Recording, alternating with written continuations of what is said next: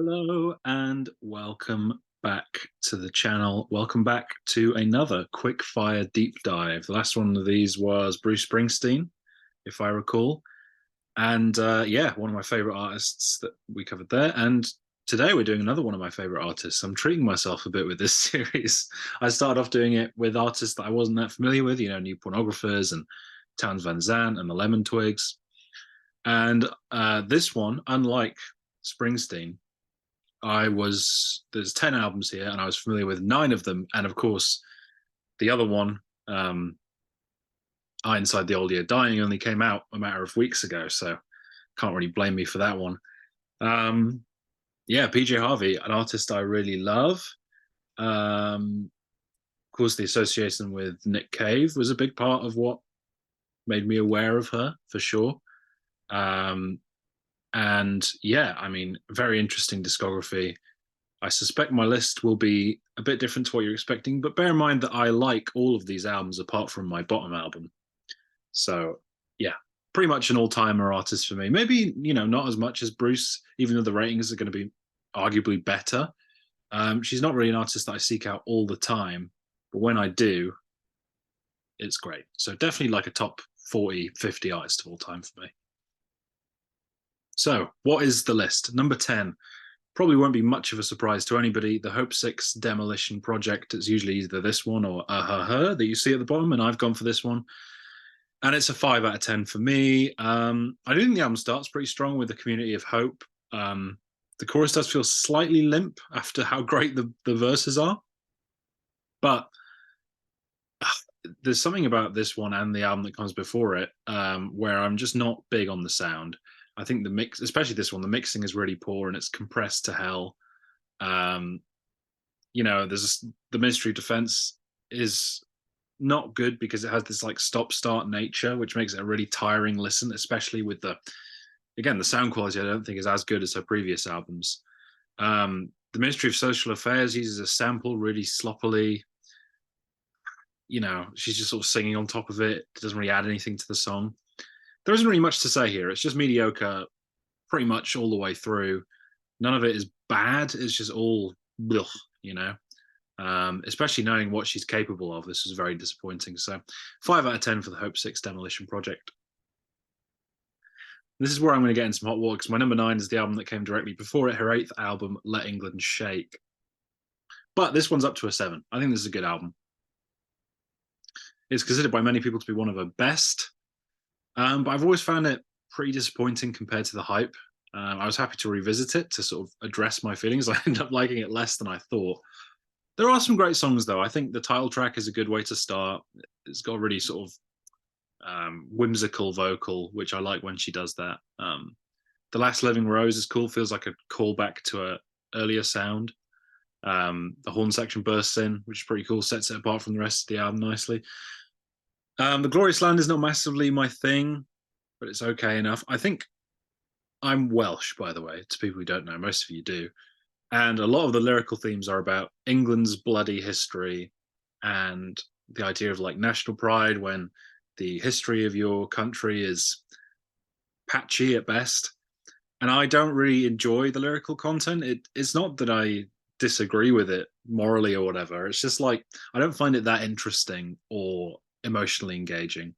And then when the music isn't grabbing me much either, it's not going to be, it's not going to be one of my favorite albums. That said, though, I do think that the songwriting is good. There's a sort of sea shanty quality to some of the songs. Sort of reminds me of the Decemberists in parts. Some of the songs do end up feeling a little bit repetitive, but then you get something like All and Everyone, which has some awesome instrumental sections. So yeah, it's not an album I get much enjoyment out of compared to the popular consensus, but the conceptual stuff is interesting, even though I don't like get engaged with it that much. And the instrumentation is really good. So I've got Let England Shake at number 9 as a 7 out of 10. My number 8, we're not just going to be going backwards through these albums because I'm going to skip one, go over to Her at number 8, which is also a 7 out of 10 for me. This is actually, I did fib a little bit because I forgot about this one. This was also a first listen. For some reason, I skipped this one my first time around. And I'm kind of sad I did because this is a really cool album. It's got this sort of lo-fi aesthetic. It's kind of all over the place, which is a pro and a con in a way. The Life and Death of Mr. Badmouth is a nice way to open. It's got this sort of raw sound of the first couple albums returning, which is cool. Shame, absolutely great song. Love when she slips into the falsetto in that. So cool. Um, Who the Fuck, not a great song. Then you get The Pocket Knife, which is this sort of awesome slice of Wicker Man-esque folk. Really cool, which we'd get more of in her latest album. The Letter almost reminds me of Queens of the Stone Age, weirdly, which is really cool. She's got all these ideas coming from all different places. It feels more like a compilation than an album, though. I'll admit that much. It's a first solo release in 4 years after Stories from the City, Stories from the Sea, which was acclaimed and loved by pretty much everybody. And yeah, this one does feel a bit lackluster coming after that, but I still think there's plenty of worth here. Because PJ Harvey is PJ Harvey, and she can, even at not her best, she's making really good music. No Child of Mine is this great sort of short song, stands on its own feet despite only being a minute long. You know, The Desperate Kingdom of Love I really like as well, which has this sort of like folky feel. It's almost like a seaside feeling to the last few songs, which is kind of cool. Would have been interesting to see her do an entire conceptual album in that vein.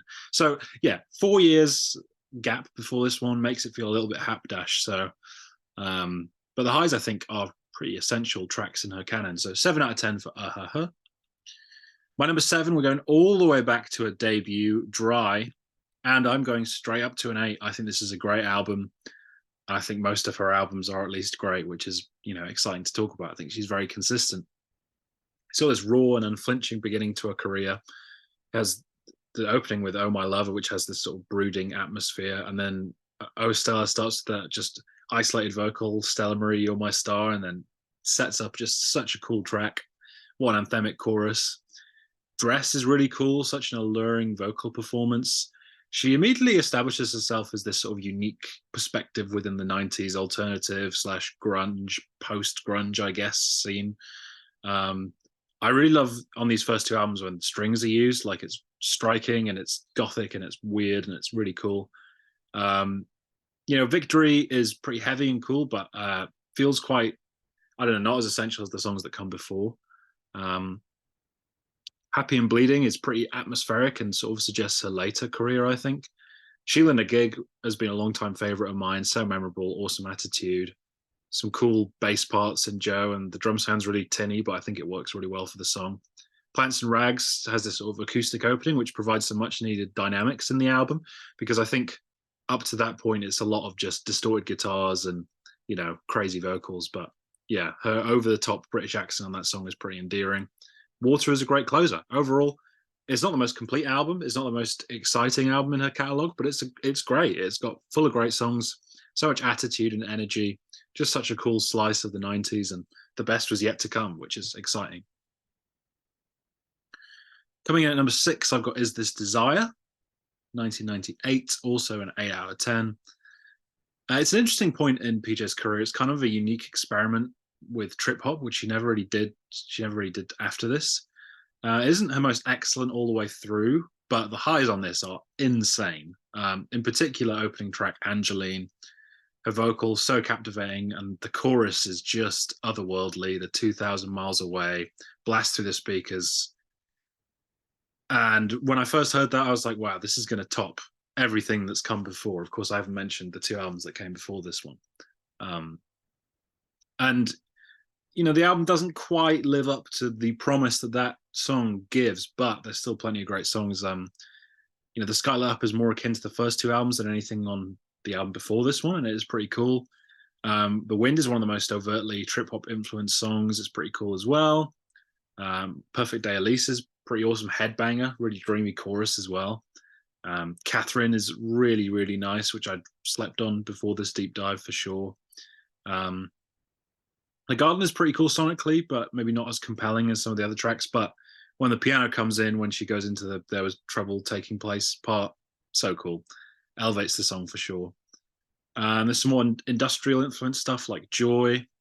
And I do think the album ends really, really strong. After a bit of a mixed bag through the middle, The River is awesome, atmospheric, love the piano.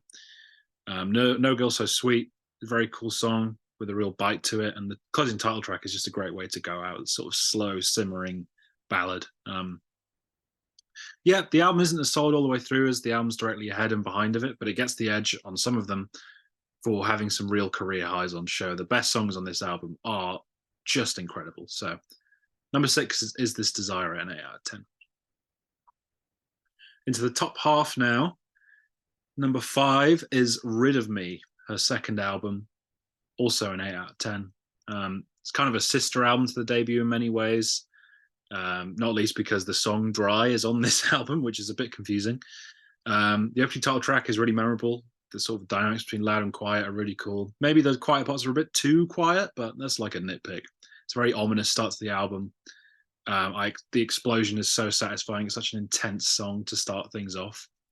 Mist is like this weird sort of post-punk turned grunge song, really brooding. Then you do get a few songs that do kind of blend together a bit, which is unfortunate. But this run in the middle of the album is just fantastic. Man-Sized Sextet is this Baroque nightmare in the best way. I love her cover of Highway 61 Revisited. I think it's incredible. I don't care. I like it better than the original. Deal with it. 50 Foot Queenie is badass, pretty much straight up punk song. Really cool. Yuri G is another great one, more cello on show, which is just always works really well in these early albums. Man Size is really cool, even if I do prefer the sextet version. And then this run's ended by the song Dry, which is, I think, the album's best song. Her vocal on it is incredible, and that sort of screaming guitar, really cool. So yeah, that middle run of the album is fantastic. The early part of her career isn't my favorite, as I've shown, but I think there's so much merit there. There's some great stuff. And it's less that I don't like the early stuff, and it's more that she went on to do some really, really, really cool stuff. It would be most artists' peak, to be honest. I think she had a lot more up her sleeve than a lot of her contemporaries. So for that reason, Rid of Me is my number 5 at 8 out of 10. Number 4, yeah, Ironside the Old Year Dying is my number 4. Maybe surprisingly high for some people, her newest album. And, especially the fact that the 2 albums that came before this are at the very bottom for me. This is probably even more surprising, but I was pleasantly surprised. Open a Prayer at the Gate actually reminds me of Radiohead, which always works for me. So like Moonshaped Pool era Radiohead. The sound and songwriting on here feels more assured and better than the albums before, and at least more to my tastes, rather. Autumn Term feels almost like Freak Folk-esque. Her vocal is so strange on that album, like she's summoning a demon or something. I love it. And Lonesome Tonight continues the folky feeling. It reminds me of White Chalk more than any other album. And notice I haven't mentioned White Chalk yet. The atmosphere feels tribal, sort of cultish and unsettling. I think her vocals sound really re-energized on this after sort of being lost in this sort of conceptual nature of the last 2 albums. This is back to the sort of atmospheric greatness of something like White Chalk. Seeing an Eye is cool. The farmyard sounds give it a very specific soundscape, and the guitar part that comes in after the a cappella intro gives it this cool sense of momentum, which may be lacking on some of the other songs. I think there's some really cool, unique melodies throughout this album. The title track is definitely one of them. It's so awesome. Fast strummed acoustic guitar and the unsettling production touches make for a great song. Child's Question, August, loved it from when I first heard it as a single. August is another cool one. I think the closer, A Noiseless Noise, is really cool. It's just a really solid album all the way through. Love the atmosphere. Very, very happy with it, especially considering what came directly before. It's a mix of all these styles that she'd done before. You sort of hear more that's akin to her early work, like with the closer. You hear more of the White Chalk stuff, and there are still remnants of Let England Shake in here as well. So, yeah, I think it's great, and it's my last 8 out of 10 for PJ Harvey. Because when we get into the males, we're getting into some of my favorite albums by anybody. So, yeah, my number 3 is Stories from the City, Stories from the Sea from 2000. This is a 9 out of 10 for me. It's usually touted as Harvey's attempt at a more commercial album. And I think because of that, this would be the easiest album to recommend as a starting point to a discography. Open a Big Exit demonstrates that yes, she has a more melodic, less abrasive approach to her music, but her attitude and unique atmospheric qualities remain intact. I absolutely love Good Fortune. I think it's so cool. The delivery is occasionally Lou Reed-esque. So awesome. You get a couple duets with Tom York here, Beautiful Feeling, where he's mostly doing backing vocals, and This Mess We're In, where it is a fully fledged duet, which is so cool. You Said Something has this sort of dreamy rhythm to it, which I really like. And I think the album ends really strong with Horses in My Dreams, which I think is a delight, really laid back and cool. And We Float, which is, I don't know, I hadn't really considered that to be one of my favorites on the album until this deep dive, and you can bet it is now. Do I like my PJ a bit more mysterious and weird? Yeah, maybe. Is this still a great alternative rock album filled with great songs, pretty much as good as it could have been? Yeah, it absolutely is. So yeah, the main reason it's at number 3 and not 2 or 1 is not really because of the songwriting and more because of the sound and the atmosphere, which is a great strength of my number 2, White Chalk. 2007, another 9 out of 10. One of the great, sort of not really spoken about, surprising musical left turns. I can't imagine being a PJ Harvey fan at the time and hearing White Chalk and being like, what is this? It's so different, and it sort of lays the groundwork for the sort of second phase of her career, if you will. Gone is the sort of ragged, aggressive PJ Harvey, and you have this sort of medieval witch who's sort of singing you these piano ballads. She sings in this sort of frail falsetto, and she plays very sort of stilted piano parts. All those reasons, I can understand why people wouldn't like this, but to me, this album is enchanting. From the first time I listened to it, I fell in love with it. It's got this, it just takes over me every time I listen to it. It's only 33 minutes long. And I do think the songwriting is fantastic as well. The Devil is the perfect way to announce this new direction, with the sort of the vocals coming in and that sort of stabbing piano. Dear Darkness is a bit more melancholic, coming in at track 2. You get Grow, Grow, Grow, which is so gothic and dark, so cool. When Under Ether has this great rolling piano part and a really subtle arrangement, which is the key here. Kind of reminds me sonically of another album that came out in 2007, In Rainbows by Radiohead, which is my favorite album of all time, in the sense that everything that you would want there is there. None of the arrangements feel overstuffed. It all feels so naturalistic and almost as if you're in the room there. It's so intimate. Silence is absolute magic. I absolutely love it. I love the strained vocal on To Talk to You. It creates this awesome effect, quite unsettling. The piano is a gem. Love the drums on that one a lot. And then you close on The Mountain, which is such a lovely way to go out. I think every song on here is great, pretty much. Maybe 1 or 2 moments that I'm not as big on, but overall it is just a treat. It's 33 minutes, plenty of great songs packed in. The atmosphere adds a whole other layer to it. It's a phenomenal album that captures a certain candlelit gothic mood, and I think rewards several re-listens. And I was extremely passionate about that album, I know, but it's still only my number 2, because my number 1 as a 10 out of 10 is 1995's To Bring You My Love, her 3rd album. Yeah, this is her magnum opus. It's the perfect combination of everything that she does best, in my opinion. The opening title track is an immediate win. That slow sort of Western riff with the haunting organ part. And her vocal delivery is incredible on that song, where it's sort of more gravelly and more unique than the first 2 albums, but a bit less frantic. The bridge of the song, I think, has the same chords as the bridge to Kanye West's Power. So whenever I hear the bridge, I think of that song for some reason. Anyway, the following track, Meets the Monster, ditches the creepy atmosphere in favor of just pure foot stomping fuzz. That riff is incredible. So cool. Working for the Man is seedy and atmospheric. It's not a true album highlight. Maybe my least favorite on the album, but it's still really good. And Never to Fear, because it's followed by Come On Billy, which is one of her best ever songs. It's so seductive and so cool. I love the fast strummed acoustic guitar. Teklo is another personal favorite on an album full of personal favorites. PJ's croon is so captivating, and when those little piano notes and distorted guitar notes come in, the landscape changes completely. It's like it feels like a very dangerous album in the sense that at any point a strange musical left turn could happen within a song where you're like, whoa, that was not expected. Just one instrument added changes everything. Long Snake Moan deploys an almost sort of shoegazy wall of sound approach and doesn't feel too dissimilar to My Bloody Valentine. You get Down by the Water, which is the most famous song on the album, and honestly is one of my least favorites. Not knocking the song, I just think the album is that strong, and I think it has more compelling songs. You get Send His Love to Me, which is another sort of acoustic jam. It's real heart on sleeve stuff. Again, a vocal on it is incredible, so passionate. And again, those acoustic guitar strums are so cool. And then the closer, The Dancer, is such an eerie, atmospheric note to go out on. The most reminiscent of Nick Cave that she ever got, maybe.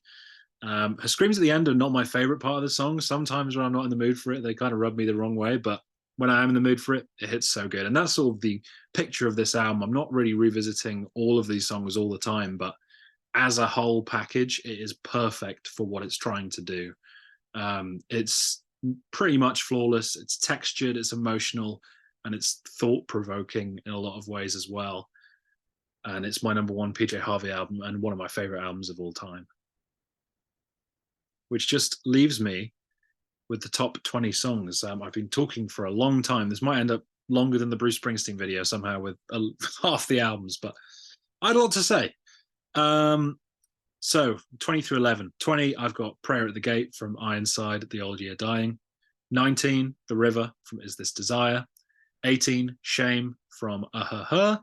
17, Teklo from To Bring You My Love. 16, We Float from Stories from the City, Stories from the Sea.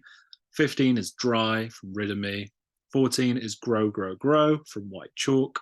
13 is Ironside, The Old Year Dying from the album of the same name. Number 12 is White Chalk from the album of the same name. Number 11 is A Child's Question, August from Ironside, The Old Year Dying. Top 10. Number 10 is The Piano from White Chalk. Number 9, the duet with Tom York, This Mess We're In from Stories from the City, Stories from the Sea. 8, Meet the Monster from To Bring You My Love. That riff, crazy. Number 7, Send His Love to Me, also from To Bring You My Love. Number 6 is Silence from White Chalk. Number 5 is Good Fortune from Stories from the City, Stories from the Sea. 4 is To Bring You My Love from To Bring You My Love. 3 is The Devil from White Chalk. Number 2 is Come On Billy from To Bring You My Love. And number 1 is Angeline from Is This Desire. So my, sixth favorite album came up with my favorite song. Interesting how that works sometimes. But yes, if you want to get into PJ Harvey, of course, the most accessible album is definitely Stories from the City, Stories from the Sea. If you want to just go head first into sort of the weirder side of her and, you know, her more alternative side, I would go with To Bring You My Love. That's obviously my favorite one, so I would say that. If you're a big grunge person, it's hard not to look past those first two albums, Dry and Rid of Me. And if you want some weird sort of medieval, creepy piano music, White Chalk, hard to go wrong. So thank you very much for watching. Let me know what your favorite PJ Harvey albums and songs are, and hopefully I'll catch you soon.